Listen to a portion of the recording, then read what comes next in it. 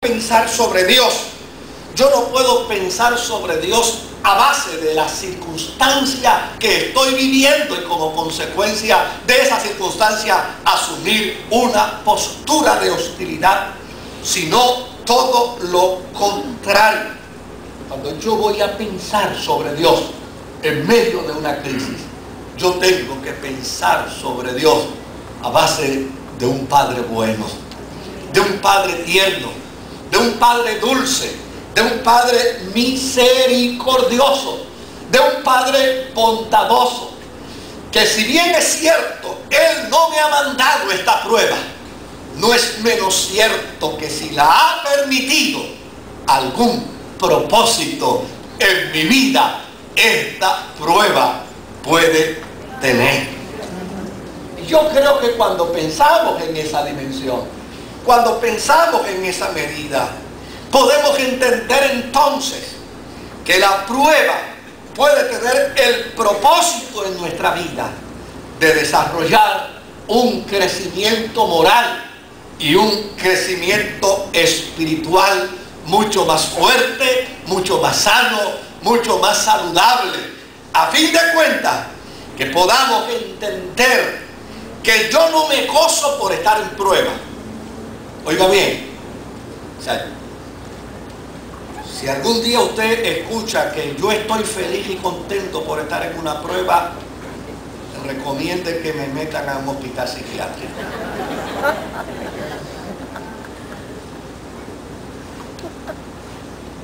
Yo no me gozo por estar en una prueba. Yo no me gozo por no tener dinero para pagar una deuda. Yo no me gozo por haber perdido un ingreso económico. Yo no me gozo porque me diagnostican una enfermedad. ¿Sabe por qué yo me gozo? Yo me gozo por saber qué cosas buenas hará Dios en mí dentro de esa crisis. Porque si conozco a un Dios bueno, ¿cuántos conocen a un Dios bueno? Si conozco a un Dios tierno, si conozco a un Dios misericordioso, si conozco a un Dios que se ocupa de mí, entonces las circunstancias de mi vida tienen que producir algo bueno. Por eso el apóstol San Pablo puede decir: a los que aman al Señor, todas las cosas le ayudan a bien. Esto es, aquellos que conforme a su propósito han sido llamados. Cuando yo entiendo esta realidad, como el apóstol Santiago la declara en su documento, entonces yo puedo afirmar: no me gozo de la prueba, sino en lo que ésta producirá en mi carácter como cristiano. ¿Y qué puede producir una crisis en mi carácter?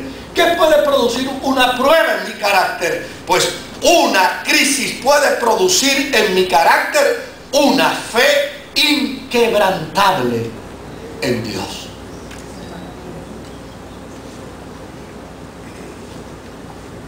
Y si necesito pasar por una prueba para desarrollar una fe inquebrantable en Dios, óigame, la prueba es un gran incentivo de vida.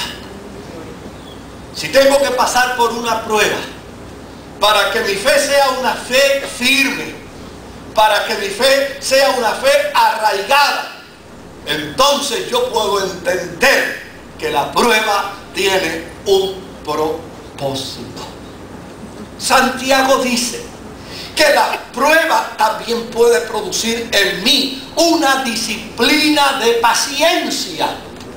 Pero ojo, no de resignación. Cuando la Biblia dice aquí, y cuando Santiago dice aquí, que la prueba de vuestra fe produce paciencia, no está hablando de resignación. Si alguien está resignado aquí a su prueba, cuando yo termine venga a convertirse.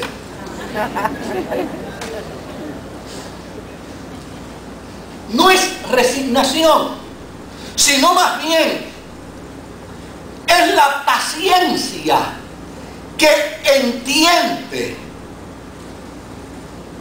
que el cuidado providencial de Dios puede proveer firmeza y valor para resistir la crisis y salir de ella victorioso.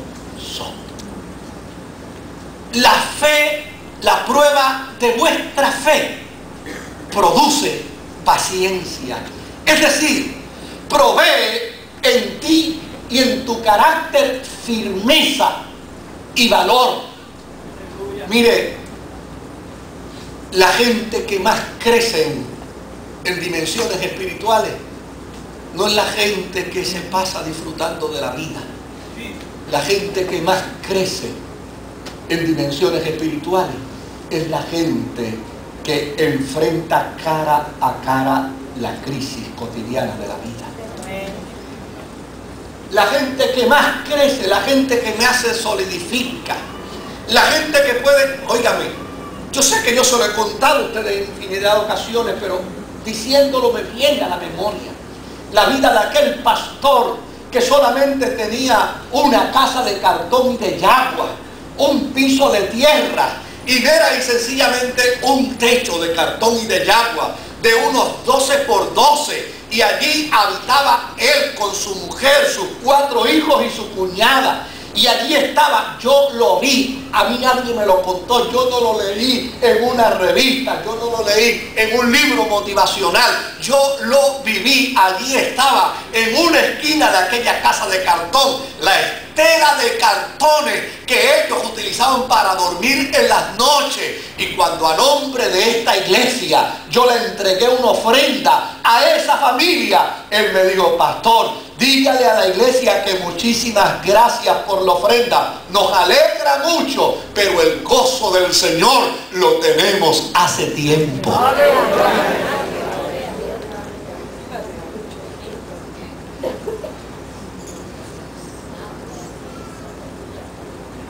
La gente que yo conozco y que he conocido que tienen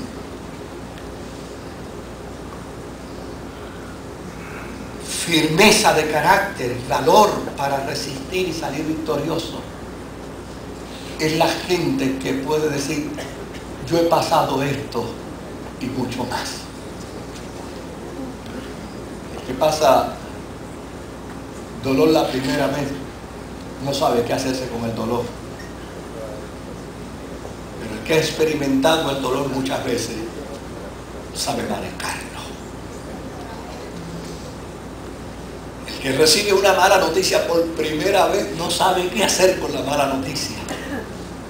Pero el que ha vivido muchas malas noticias sabe cómo enfrentarlas. Yo creo que pretender huir de la realidad de la crisis y del problema no es un acto cristiano. Un acto cristiano es entender la realidad de las palabras de Jesús.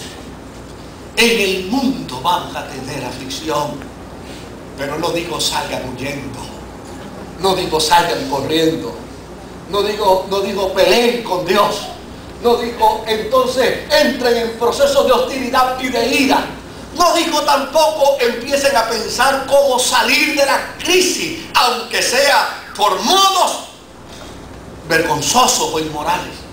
No, Él dijo: ustedes van a tener aflicción, pero tengan confianza.